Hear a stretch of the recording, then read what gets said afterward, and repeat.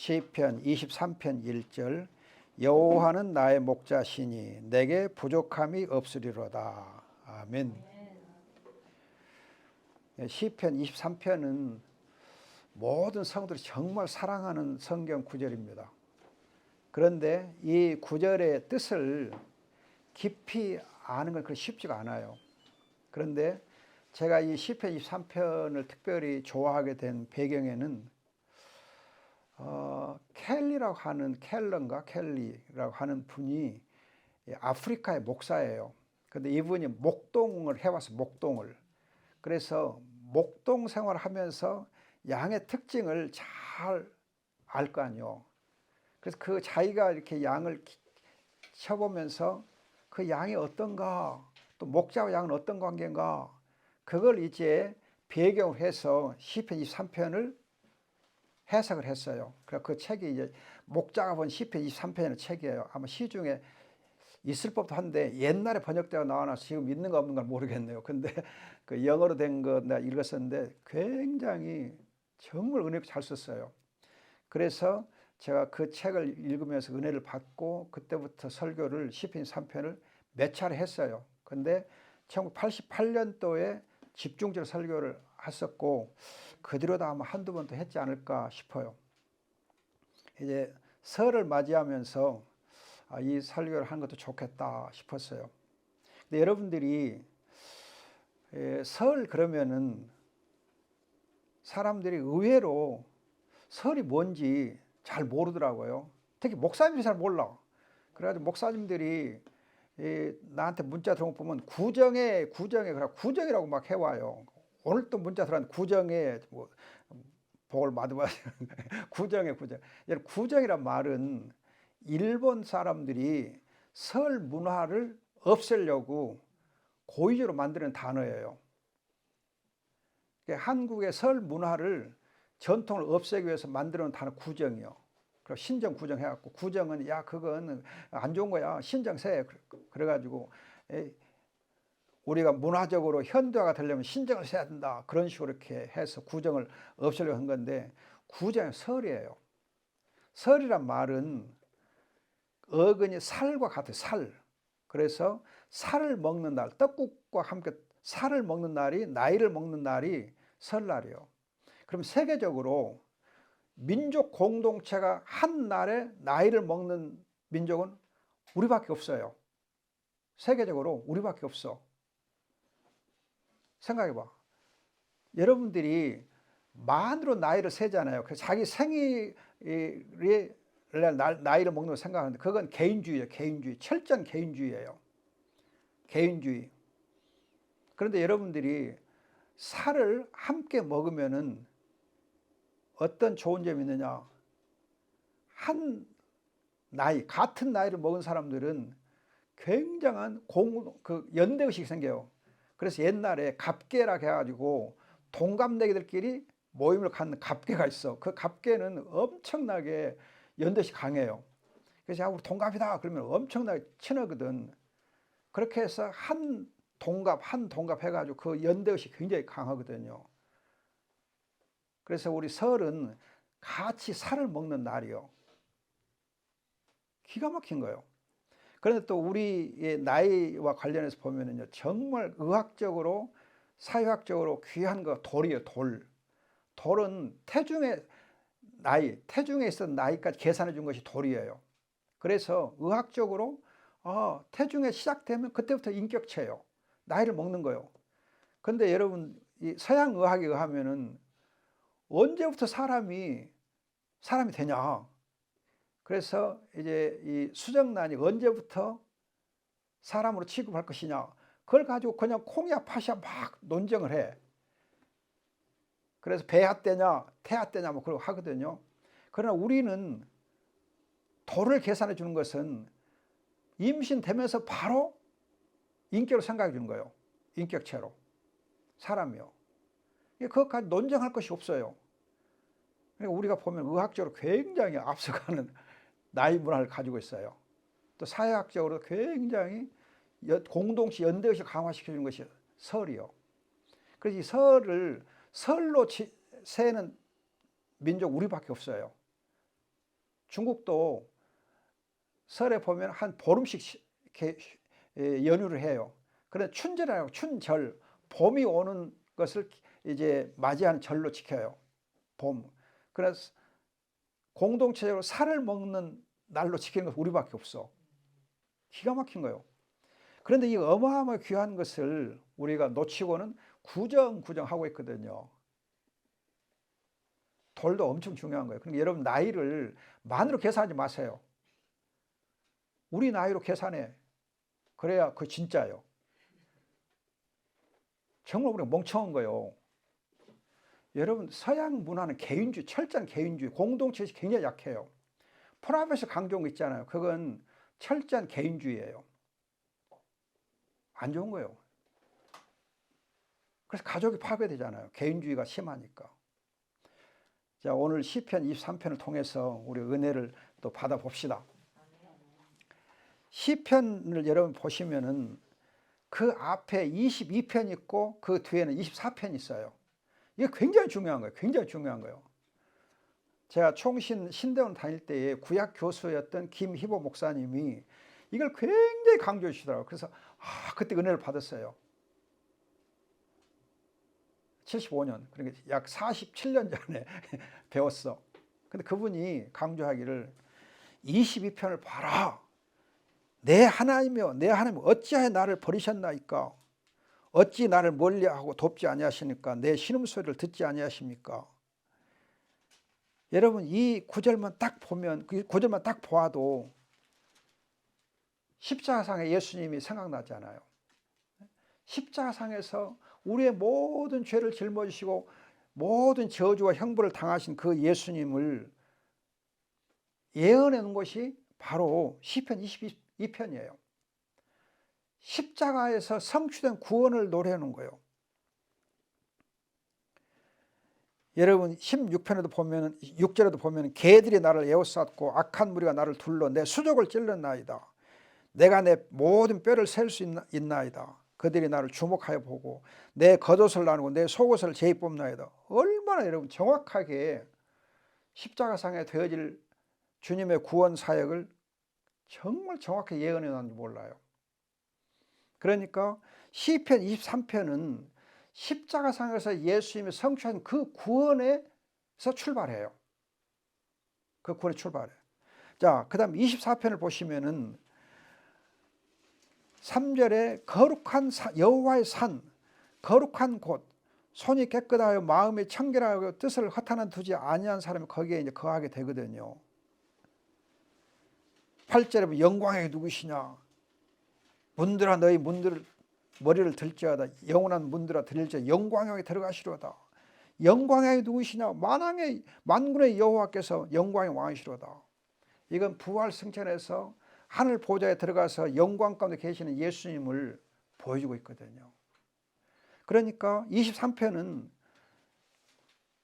십자가상에서 출발해서 영광의 보좌에 이르는 그 여정이 23편이요. 구원의 여정을 잘 보여주고 있는 것이 23편이에요. 십자가에 출발해서 영광의 보좌로 나아가기까지의 그 구원의 여정을 보여줘요. 그러면 이 구원의 여정에서 목자와 양의 관계 속에서 진행이 돼요. 목자와 양의 관계 속에서. 그런데 여러분들이 또 이 23편을 보면은 굉장히 귀한 사실이 있어요.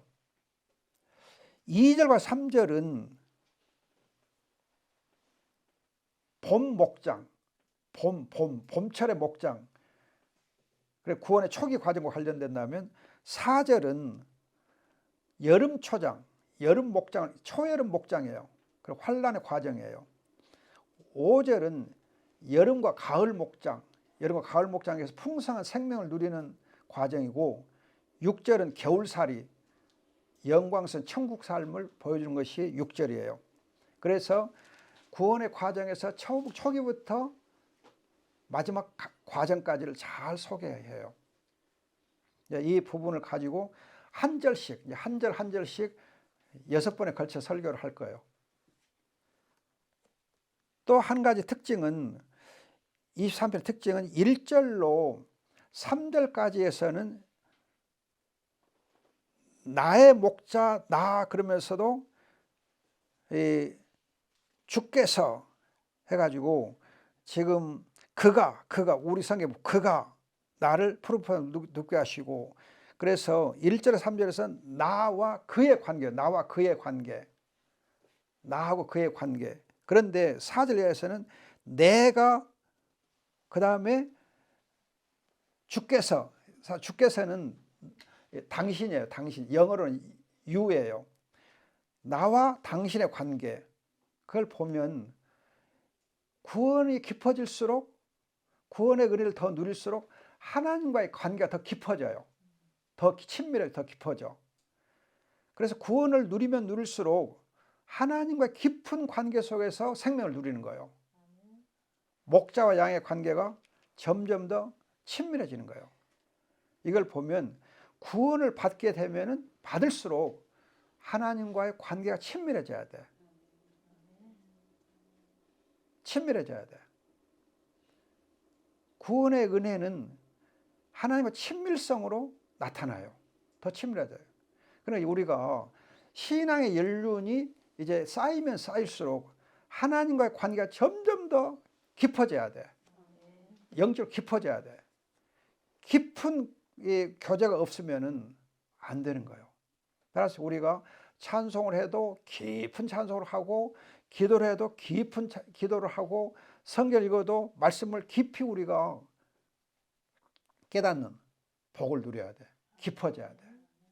깊은 찬송, 깊은 기도, 깊은 말씀 묵상, 깊은 하나님과의 교제, 이걸 누려야 돼. 아무리 깊어져도 지나치지 않아요. 그러니까 우리는 깊어질수록 계속 깊어져야 돼. 끝도 갓도 없이 깊어져야 돼. 하나님의 말씀에 깊이 들어가 보면 너무나 행복해요.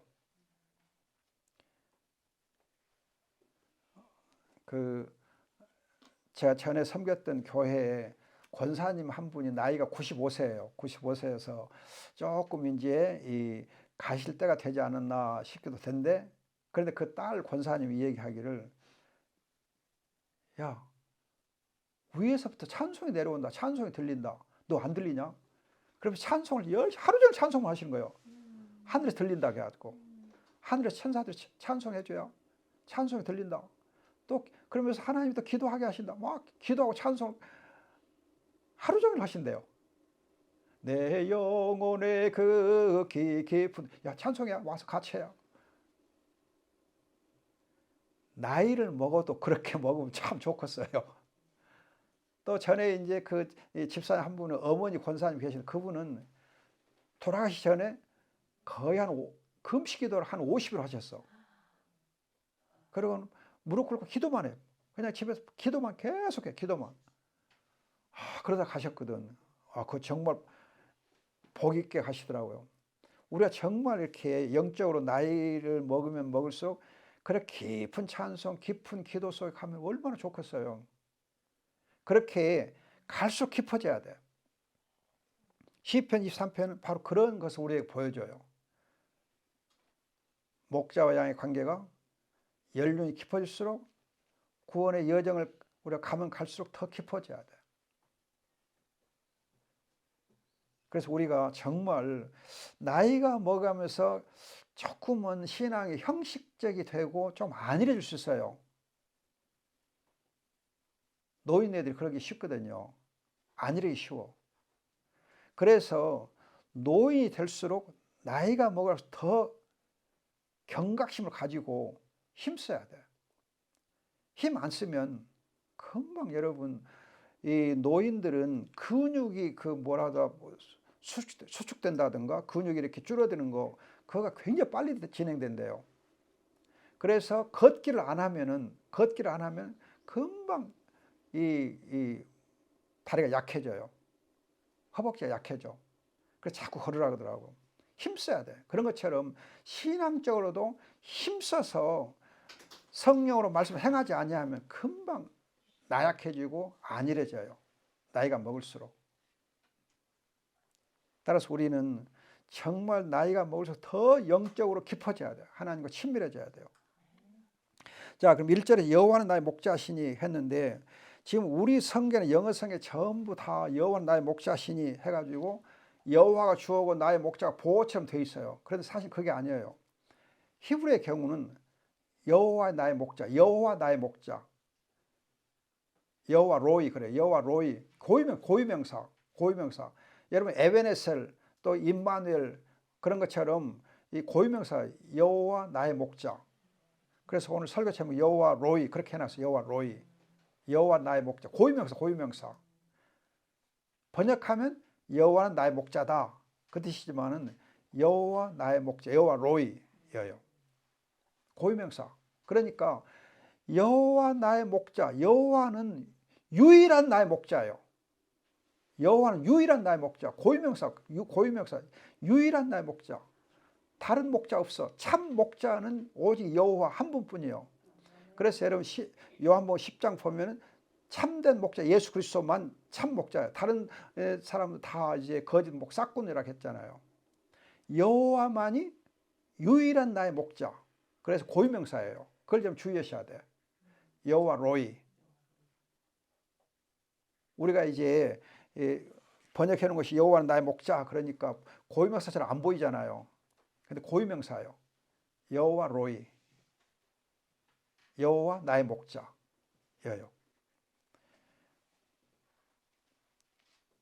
우리가 이 말씀을 생각할 때에 여호와가 나의 목자시니까, 예수 그리스도가 나의 선한 목자시니까 그 자체로 우리가 부족함이 없으리로다 만족해야 돼요. 여러분 다른 것 아니고 여호와가 나의 목자이시니까, 여호와가 나의 참된 목자, 유일한 목자이기 때문에 그 사실 자체로 우리는 만족하는 거예요. 우리가 이제 가정에서 보면은 어머니나 아버지로 만족하고, 이 아버지 어머니 때문에 만족하고 감사하는 것처럼, 아버지가 어떤 분이시든 어머니 어떤 분이시든 뭐 재산이 어떻든 신분이 어떻든 사회적 지위가 어떻든 그런 관계없이 어머니 이 시기에 아버지 이 시기에 만족하는 것처럼 여호와가 나의 목자이시기 때문에 만족하는 거예요.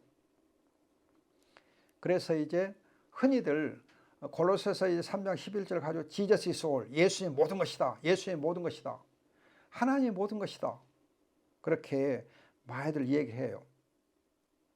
하나님이 나의 모든 것, 예수님이 나의 모든 것, 목자시기에.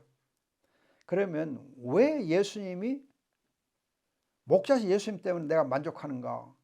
여러분 요한복음 이제 10장 11절 15절 보면 예수님께서 양들을 자기 목숨을 내어놓는다 그러죠. 목숨을 내어놔. 십자가상에서 모든 저주와 모든 형벌을 받으시면서 자기의 목숨을 피 흘려서 희생제물로 내어주셨잖아요. 희생제물로 내어주셨기 때문에 그 목자신 예수님이 우리에게 최고인 거예요. 우리가 만족하는 거예요. 그런데 여러분들이 왜 목자가 필요한가? 왜 양에게는 목자가 필요한가? 절대 필요한가? 이유가 있어요. 양이 왜 목자가 필요한가? 목자 없이는 왜 양이 살 수가 없는가? 여러분 양의 심리 중에서 가장 대표적인 심리가 군중심리. 양은 떼거리로 다녀요. 떼거리로. 그럼 왜 양들이 떼거리로 다니나? 눈이 안 좋아요. 양은 눈이 안 좋아. 아까 우리 김경희 씨가 보니까는 뭐 감사한 거 봉투인가를 옆에 놓고도 못 찾았더라고요. 옆에 있어도 못 찾아. 그 양이요. 자기 혼자 눈 좋다고 생각해도 못 봐. 옆에 있어도 안 보여. 집사람이 아침에 이 묵을 찾더라고. 자기가 묵을 분명히 여기다 놔뒀는데 안 보인다고. 한참 찾고 다녀. 그러다가 여기 있네 하고 찾더라고요. 여러분들이 정말 양의 특성 중 하나가 눈이 안 좋아요. 그래서 군중심이 많아가지고 또 눈이 안 좋은 뿐만 아니라 두려움이 많아요. 겁과 두려움이 많아요. 굉장히 겁과 두려움이 많아요. 겁이 많고 두려움이 많아. 양이. 눈이 안 좋아. 그러니까 우르르 몰려다녀. 그러면서 이렇게 눈이 안 좋고 겁이 많다 보니까 이것들이 굉장히 고집이 세요. 고집이 있어요. 완고해. 목이 고다. 여러분 양 그러면 우리는 착한 양 그렇게 이제 그냥 이렇게 굉장히 양하면 순하고 착하고 그냥 뭐 엄청나게 그냥 좋게 생각하는데 양의 본성은 그렇지 않아요. 굉장히 완고하고 목이 곧고 우둔하고 겁과 두려움이 많고 군중 심리에 따라서 행해요. 그래서 양은 이 다음에 또 얘기하겠지만은 눈이 안 좋기 때문에 자기가 있는 곳에 뱅뱅 돌아. 그냥 이렇게 개미 쳇바퀴 돌듯이 자기 있는 데서만 돌아다녀요. 그러니까 풀밭을 완전히 그냥 짓밟아 갖고 망가잖아요. 또 거기다 오줌 싸고 똥 싸고 하니까 그냥 풀밭이 양떼가 있는 곳에 풀밭이 항상 이렇게 황폐화돼 버려요. 금방 황폐화돼요. 스스로 이렇게 목장을 망쳐. 그렇게 우둔한 것이 양이에요. 그러니까 목자 없으면 이 양들은 풀도 제대로 뜯어먹을 수 없어. 조금만 나면 좋은 풀이 있는데 그거 못 봐. 또 독초하고 좋은 풀하고 구별도 잘 못해요. 독초 먹고 잘못 죽어. 그래서 양은 목자 없이는 살 수가 없어요. 여러분들이 이제 이사야서 53장 보면은 이 양들은 그릇 행하기 쉽고 곁길로 가기 쉽잖아요. 우리가 그런 거예요. 목자와 양의 관계에는 여러분들이 일반적으로 양들을 키울 때는 양에다가 주인의 그 표딱지 붙여놓는다요. 귀에다가 주인의 표가 다 있어. 명패가 있어. 그래서 양은 주인의 소속이에요. 주인과 관계가 딱 정해져 있어요. 그래서 요한복음 10장 3절, 4절, 14절 보면은 양의 이름을 다 알고 불러요. 양의 이름을 알고 불러. 그 많은 양들의 이름을 알고 부른대요. 우리가 어떻게 그렇게 양 이름을 다 알고 부를까 싶은데 희한하게 다 안 돼요. 요즘 텔레비에 보면은 유기견 개들을 많이 키우는 분들 있더라고요. 그냥 몇십 마리 키우는 분 있어요. 정말 너무 보면은 그냥 개들이 그럼 너무 많이 키우니까 참 복잡하던데, 그런데 그 주인은 그 유기견들도 다 알고 있더라고요. 이놈은 어떤 놈, 이놈은 어떤 놈, 이놈은 그리고 다 이름 불러서 보살피더라고요. 대단해요. 그런 것처럼 목자가 양을 오래 기르면서 양의 이름을 알고 불러. 여러분 우리가 양이 어떻게 미르는 것이 어떻게 주인의 음성을 알고 주인이 자기 이름 부르면 알까 싶은데, 여러분 요즘 동물농장인가 뭐 그런 프로그램 있어요. 텔레비 보면 거기 보면 뭐죠? 돼지도 지 이름 부르면 다 알고, 또 뭐 어떤 때 노루도 자기 이름 부르면 알고, 또 뭐 새들도 이름 부르면 알고, 뭐 다 이름을 다 알더라고요. 부르면은 희한해요. 주인이 부르면 다 알아.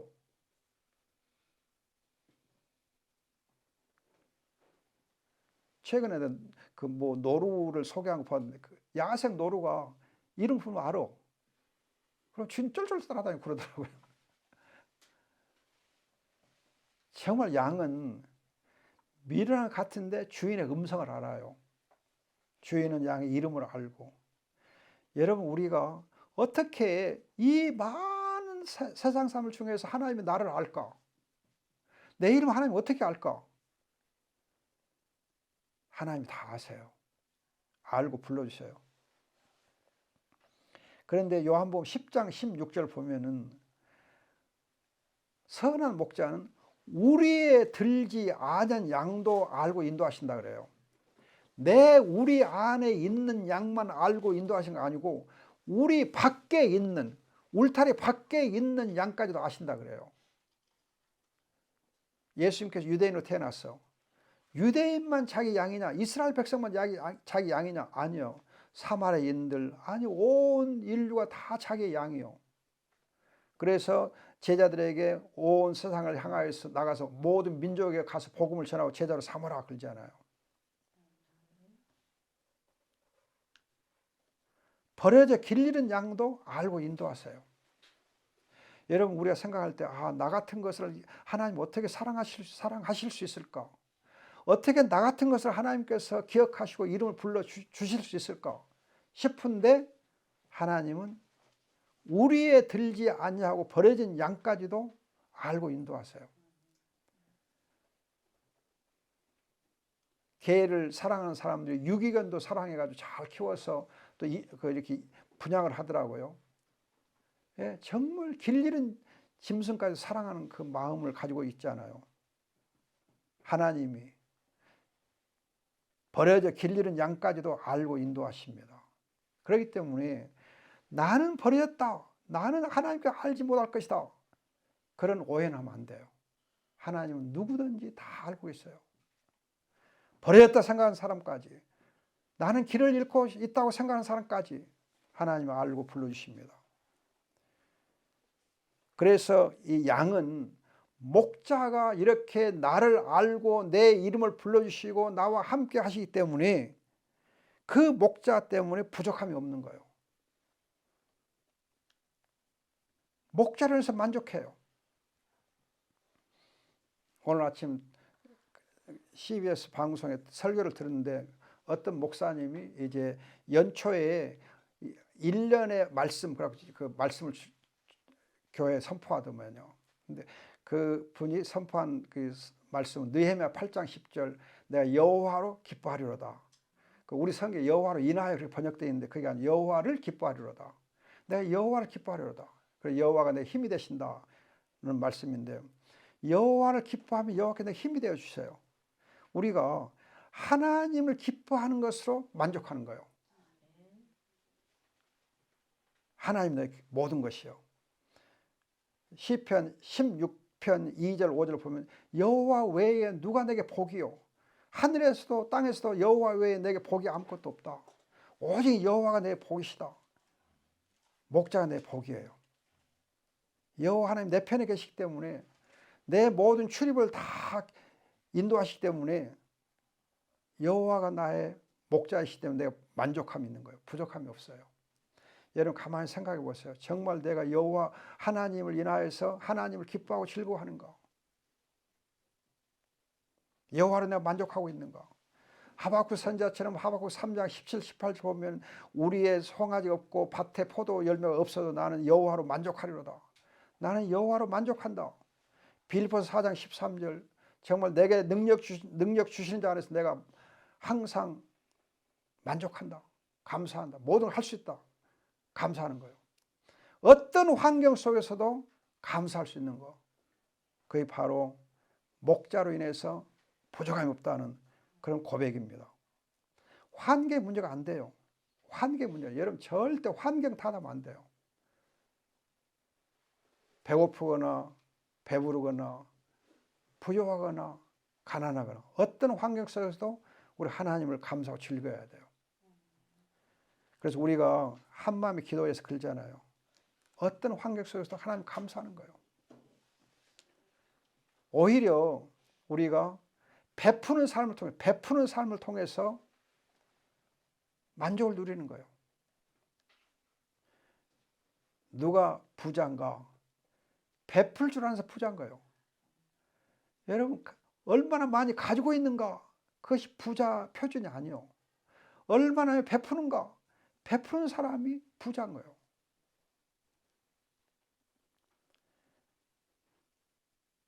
베푸는 데는 환경의 문제가 안 돼요. 콩 하나 가지고도 나눠 먹잖아요. 작은 것 가지고 나눠 먹어. 그 사람이 감사한 거예요. 만족하는 거예요.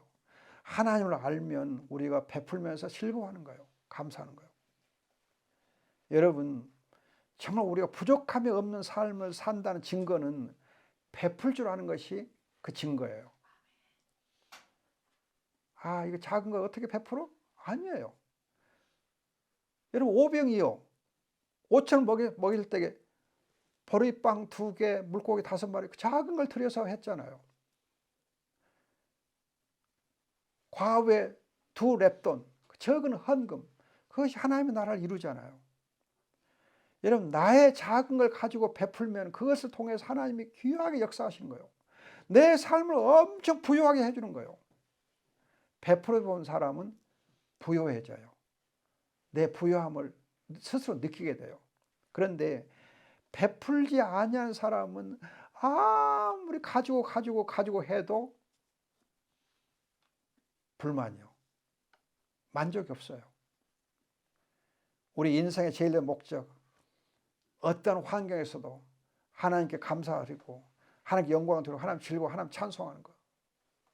시편 146편 보면 할렐루야 여호와를 찬양하라. 항상 내 평생에 하나님을 찬양하라. 하나님을 찬양하는 내 인생의 목적이에요. 감사하는 거.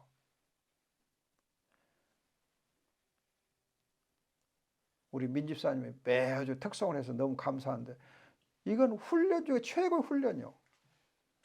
최고의 복이요. 여러분 어떤 교회에서도 한 사람이 매주 특송하는 교회는 없어.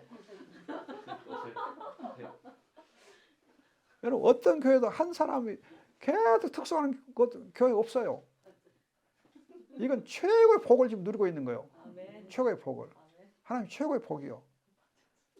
항상 감사, 범사에 감사, 하나님 찬송. 인생의 제일 목적이고 그 사람 부족함이 없는 삶을 살게 되어 있습니다. 여호와 로이, 여호와만이 예수 그리스도만 유일한 나의 목자. 이 시기에 우리가 부족함이 없습니다. 아멘. 기도하겠습니다. 하나님 아버지, 예수 그리스도께서 우리의 참 목자가 되시고 우리를 구원하시고 생명 주시기 위해서 십자가상에서 자기의 몸을 희생제물로 내어주시고 피 흘려서 죽으신 걸 진실로 감사합니다.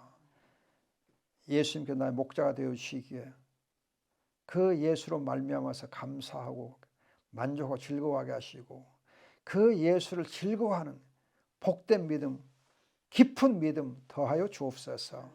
우리의 신앙이 깊어질수록 아버지 하나님, 우리가 나이를 먹을수록 더 신앙이 깊어지게 하시고 영적으로 더 깊어지게 하시고 깊은 기도, 깊은 찬송을 허락해 주시옵소서. 아버지 감사없고 귀하신 예수님의 이름으로 기도합니다. 아멘.